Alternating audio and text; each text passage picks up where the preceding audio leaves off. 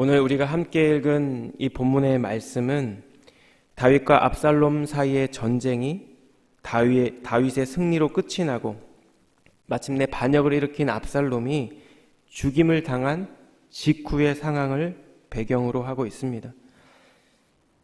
반란의 주동자인 압살롬은 죽임을 당했고 반란군은 진압이 됐습니다. 하지만 이스라엘은 이미 다윗을 따르는 자들과 압살롬을 따르는 자들로 나뉘어졌고 이 두 진영 사이에는 전쟁의 상처, 상흔이 있었습니다. 그렇게 그 무엇보다도 이스라엘 백성에게 지금 필요한 것은 이들의 상한 마음의 회복이고 공동체로서의 하나됨 그리고 연합의 회복이었을 것입니다. 자, 이 상황 가운데 이제 다윗이 다윗성이 있는 예루살렘으로 복귀할 준비를 하고 있습니다. 자신이 원래 있었던 곳, 그가 왕으로 있어야 하는 곳으로 돌아갈 준비를 하는 이 본문의 말씀을 우리가 함께 묵상할 때 우리는 참된 회복을 이루는 두 가지 귀한 교훈을 발견할 수 있습니다. 본문의 말씀을 통해 이 참된 회복의 비결을 함께 살펴보며 우리의 삶의 자리에서도 공동체와 가정 가운데, 목장 가운데 하나님께서 허락하시는 참된 회복과 또 연합을 경험하는 우리 성도님들의 복된 삶이 되기를 우리 주님 이름으로 축복합니다. 첫째로 참된 회복을 위해서는 지난 삶을 돌아보며 우리의 죄악을 깨닫고 그와 더불어 주님의 은혜를 다시금 깊이 묵상하는 시간이 필요하다는 것입니다.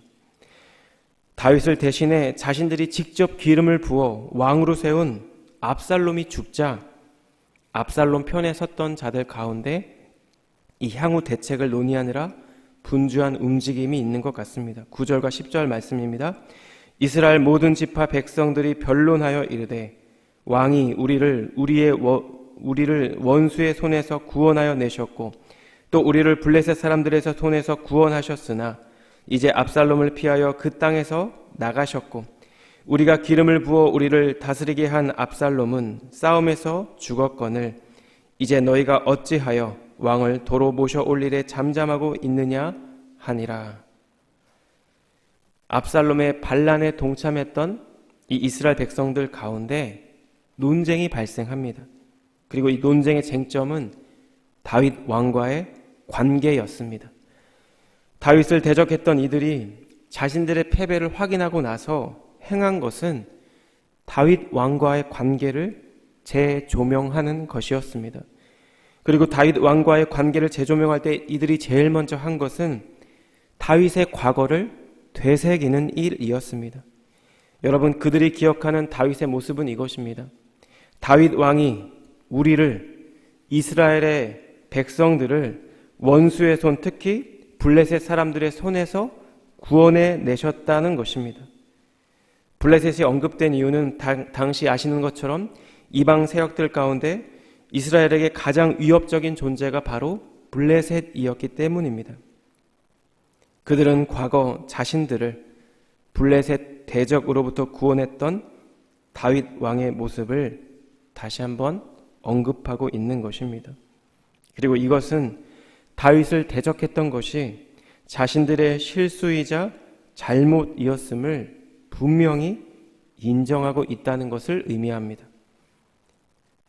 자, 이어서 그들은 이 문제의 본질을 언급합니다. 자신들이 반역자 압살롬을 공식적인 절차를 밟아 이스라엘의 왕으로 세웠다는 것입니다. 우리가 아시는 것처럼 구약시대 히브리 사회에서는 제사장, 선지자, 왕을 세울 때 기름을 부어 그 직분을 수행토록 하였습니다. 그런데 이들이 압살롬에게 수행한 이 기름 부음은 사실 사울과 다윗이 받은 기름 부음과는 조금 다른 점이 있습니다. 사무엘상 11장 15절을 보시면 모든 백성이 길갈로 가서 거기서 여호와 앞에서 사울을 왕으로 삼고 길갈에서 여호와 앞에 화목제를 드리고 사울과 이스라엘 모든 사람이 거기서 크게 기뻐하니라. 사무엘하 5장 3절입니다. 이 이스라엘 모든 장로가 헤브론에 이르러 왕에게 나아오매 다윗 왕이 헤브론에서 여호와 앞에 그들과 언약을 맺음에 그들이 다윗에게 기름을 부어 이스라엘의 왕으로 삼으니라. 사울과 다윗이 이스라엘의 왕으로 세움을 받을 때 이스라엘 백성들이 공통적으로 행한 것이 있습니다. 그것은 여호와 앞에서 화목제를 드리고 언약을 세우는 것이었습니다. 사울을 세울 때에도 다윗을 세울 때에도 여호와 앞에서라는 구절이 동일하게 등장합니다. 이것은 이스라엘이 사울과 다윗을 왕으로 세우는 것을 하나님의 뜻에 화답하는 것으로 여겼다는 것을 의미합니다. 그런데 반면 이스라엘이 압살롬에게 기름을 부어 그를 왕으로 세우는 장면에서는 전혀 그런 문구가 등장하지 않았습니다.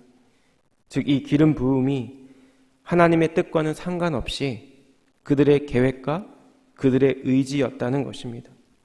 이렇게 주님의 뜻과는 상관없이 그들이 직접 왕으로 세운 압살롬은 죽임을 당했습니다.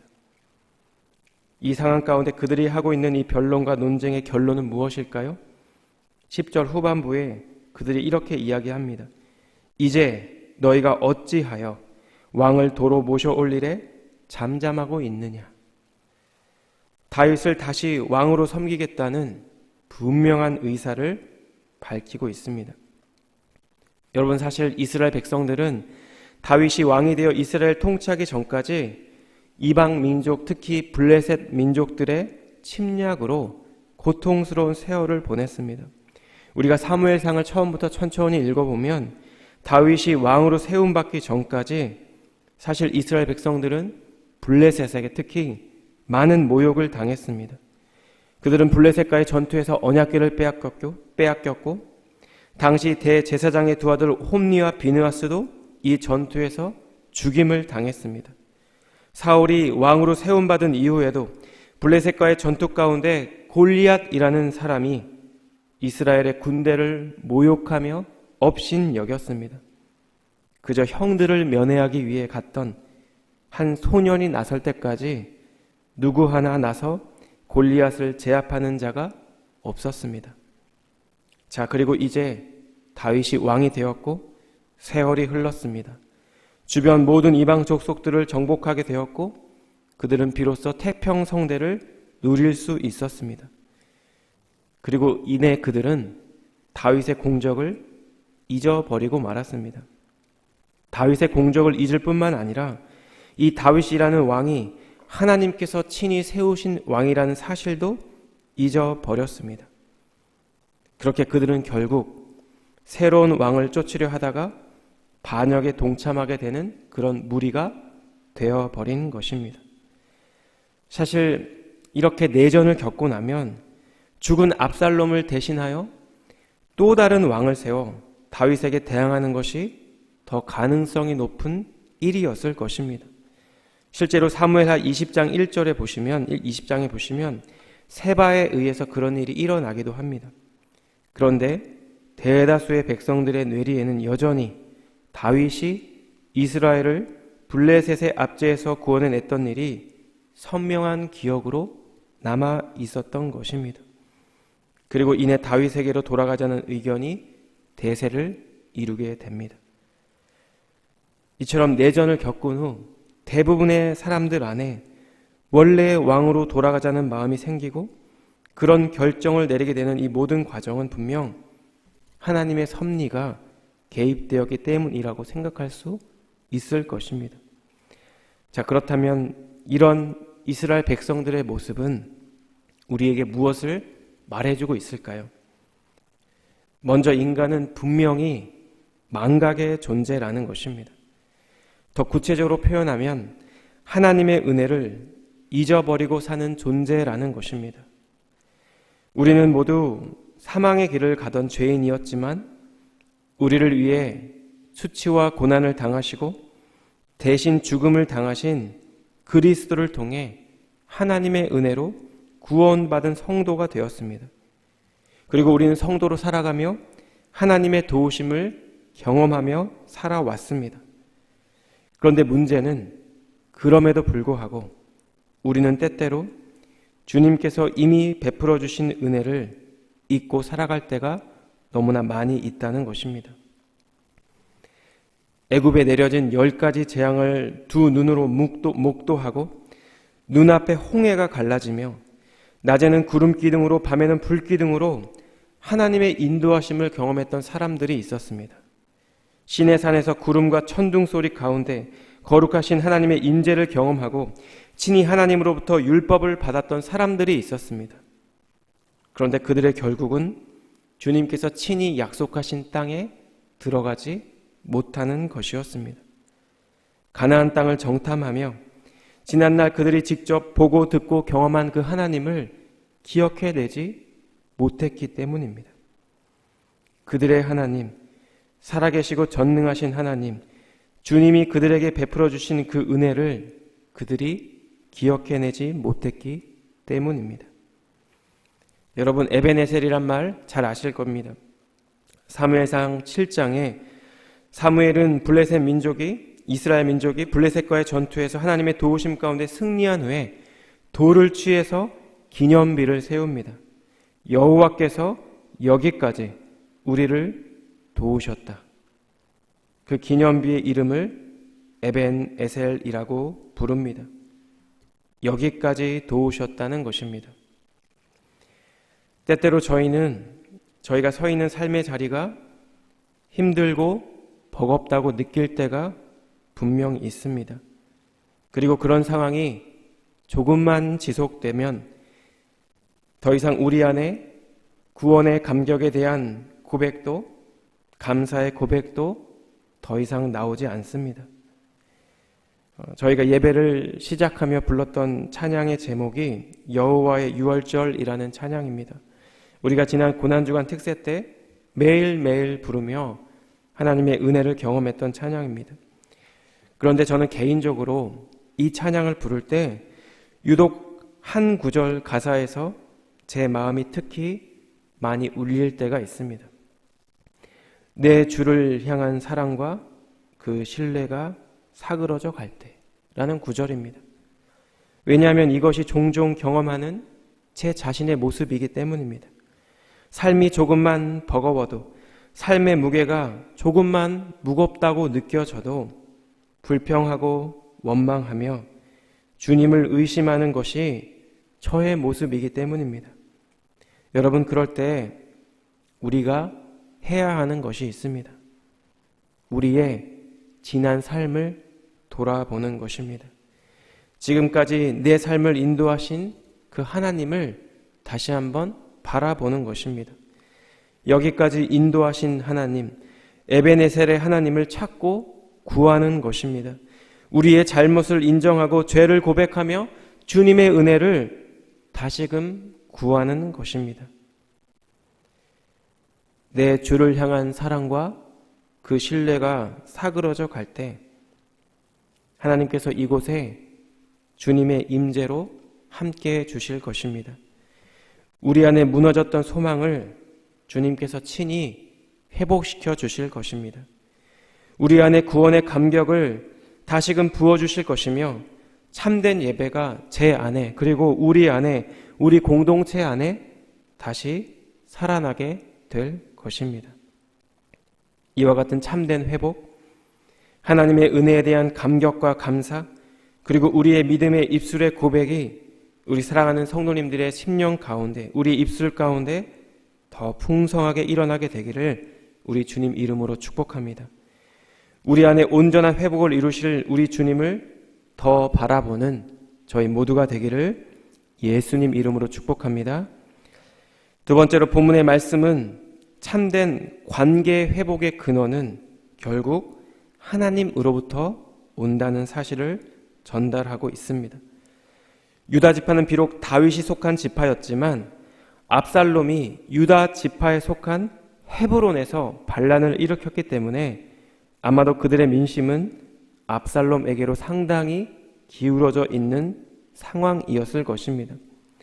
다른 지파들에서는 다윗의 왕권 복귀를 위한 논의가 활발하게 진행되고 있는데 반해 유독 유다 지파만은 침묵하고 있었던 것도 이런 이유에서였을 것입니다.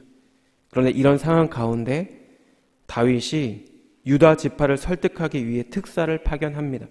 본문 11절과 12절인데요. 다윗 왕이 사독과 아비아달 두 제사장에게 소식을 전하여 이르되 너희는 유다 장로들에게 말하여 이르기를 왕의 말씀이 온 이스라엘이 왕을 왕궁으로 도로 모셔오자 하는 말이 왕께 들렸거늘 너희는 어찌하여 왕을 궁으로 모시는 일에 나중이 되느냐. 너희는 내 형제요 내 고륙이거늘 너희는 어찌하여 왕을 도로 모셔오는 일에 나중이 되리요 하셨다 하고. 여러분, 다윗이 사독과 아비아달 두 제사장을 통해 유다 장로들에게 전한 말은 이것입니다. 너희는 내 형제들이요 내 고륙이거늘 왜 다시 나를 왕으로 추대하지 않느냐는 것입니다. 너희는 내 형제들이요 내 고륙이거늘, 이 말을 원어 그대로 직역하면 이렇습니다. 너희는 내 형제들이요 너희는 내 뼈와 내 살이다.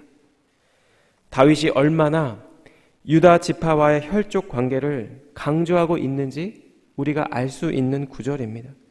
그리고 이어서 다윗은 아마사에게도 사람을 보냅니다. 본문 13절인데요. 너희는 또 아마사에게 이르기를 너는 내 고륙이 아니냐. 내가 요압을 이어서 항상 내 앞에서 지휘관이 되지 아니하면 하나님이 내게 벌 위에 벌을 내리시기를 바라노라 하셨다 하라 하여. 여러분, 아마사가 누구일까요? 아마사는 다윗의 조카였지만 압살롬의 군대 지휘관으로 반란에 동참했던, 그리고 반란을 주도했던 인물입니다. 그런데 다윗은 아마사에게도 내 고륙이라고 칭하며 친밀함을 강조합니다. 그리고 요압을 대신해 이 아마사를 군대의 지휘관으로 임명합니다. 여러분, 유다 지파를 자신의 지지 세력으로 만들기 위해 사독과 아비아달 두 제사장에게 특사를 파견하고 반란을 주도했던 아마사를 자신의 군 지휘관으로 다시 세운 이 다윗의 유화 정책은 1차적으로 성공을 거두게 됩니다. 14절과 15절인데요. 모든 유다 사람들의 마음을 하나같이 기울게 하매 그들이 왕께 전가를 보내어 이르되 당신께서는 모든 부하들과 더불어 돌아오소서 한지라. 왕이 돌아와 요단에 이름에 유다 족속이 왕을 맞아 요단을 건너가게 하려고 길갈로 오니라. 유다 모든 지파 사람들이 다시 왕에게 전가를 보내 황궁할 것을 요청하고 있습니다. 유다 족속은 요단강에 다다른 다윗과 그 일행들을 맞이해 요단을 건너오게 하려고 길갈로 옵니다. 여러분, 이렇게 다윗 왕의 황궁 그리고 그의 왕권의 회복은 다윗이 계획하고 의도했던 대로 순적하게 이루어지고 있는 것처럼 보입니다. 여러분, 과연 그러할까요? 과연 다윗의 왕권은 온전히 회복되었을까요? 다른 사람도 아닌 자신의 아들을 통해 반란을 경험했던 다윗은 아마도 예루살렘을 중심으로 다시 찾게 된 왕권을 더 강화하고자 하는 그런 마음이 있었을 것입니다. 되찾게 된 왕권을 유다 지파의 후원으로 강화하고 압살롬의 반란에 동참한 이스라엘 지파들을 견제하고 싶었던 그런 마음이 분명히 있었을 것입니다. 그런데 다윗의 이와 같은 조치는 이스라엘 지파들을 정치적으로 소외시키는 결과를 초래합니다. 실제로 바로 다음 장인 사무엘하 20장에는 세바의 반역이 소개되고 있는데요. 20장 1절이 이렇습니다. 마침 거기에 불량배 하나가 있으니 그의 이름은 세바인데 베냐민 사람 비그리의 아들이었더라. 그가 나팔을 불며 이르되 우리는 다윗과 나눌 분깃이 없으며 이새의 아들에게서 받을 유산이 우리에게 없도다. 이스라엘아 각각 장막으로 돌아가라 하매. 따라서 확장해서 보면 남유다와 북이스라엘의 분열을 야기하는 본격적인 마찰이 바로 여기에서 시작했다고 볼 수 있습니다. 여러분, 그렇다면 다윗에게 이 내전이라는 내홍을 겪은 이스라엘에게 진정 필요한 것은 무엇일까요? 이 오늘 본문의 말씀은 길갈이라는 지명을 언급하며 끝을 맺고 있습니다. 본문 15절이 이렇습니다. 왕이 돌아와 요단에 이르매 유다 족속이 왕을 맞아 요단을 건너가게 하려고 길갈로 오니라. 여러분, 길갈은 어떤 곳일까요? 여호수아 4장과 5장을 보시면 여호와께서 이스라엘 백성들을 친히 요단강을 건너가게 하셨고 할례를 통해 이스라엘이 애굽에서 당했던 수치를 굴러가게 하신 것을 기념하여 그 이름이 지어진 장소가 바로 길갈입니다. 여호수아 4장 19절입니다. 첫째 달 10일에 백성이 요단에서 올라와 여리고 동쪽 경계 길갈에 진침해 20절입니다. 여호수아가 요단에서 가져온 그 12돌을 길갈에 세우고, 그리고 마지막 24절입니다. 이는 땅의 모든 백성에게 여호와의 손이 강하신 것을 알게 하며 너희가 너희의 하나님 여호와를 항상 경외하게 하려 하심이라 하라. 40년 광야 생활을 마치고 이스라엘 백성은 하나님의 은혜로 요단강을 건너고 길갈에 도착했습니다. 그들은 이곳 길갈에서 할례를 행했고 유월절을 지켰습니다.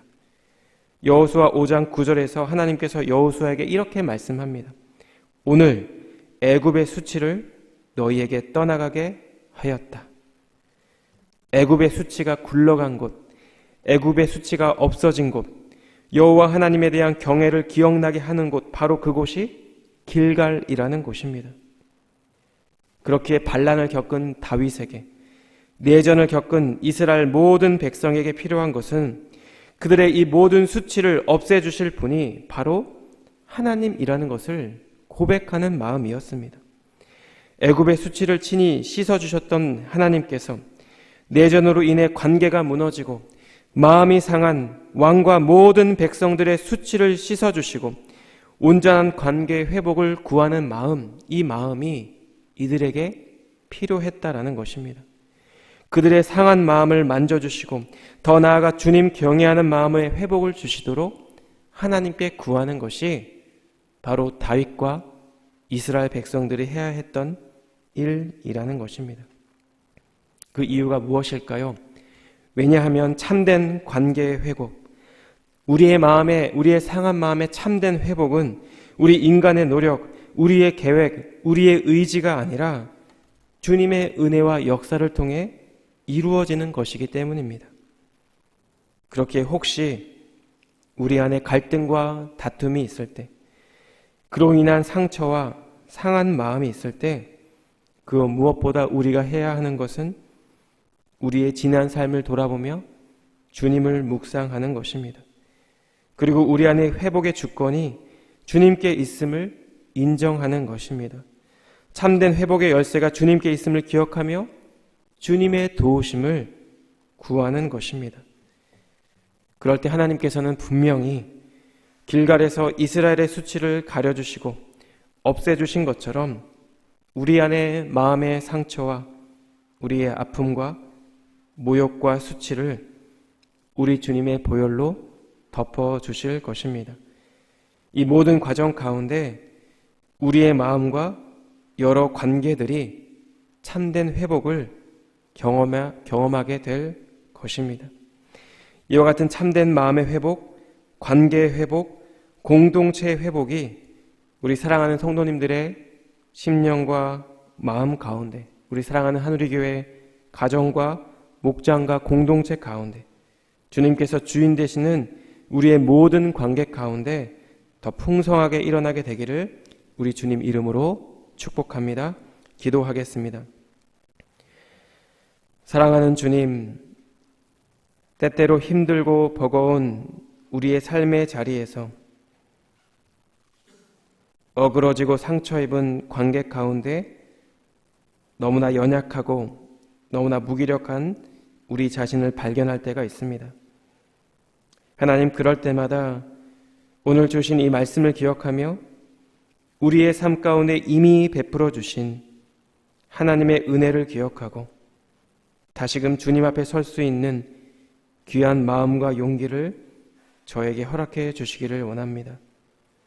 참된 회복이 내 의지와 내 결단이 아니라 주님께 있음을 기억하며 주님의 얼굴을 구하고 주님의 은혜를 구하는 저희 모두가 되게 하여 주시옵소서.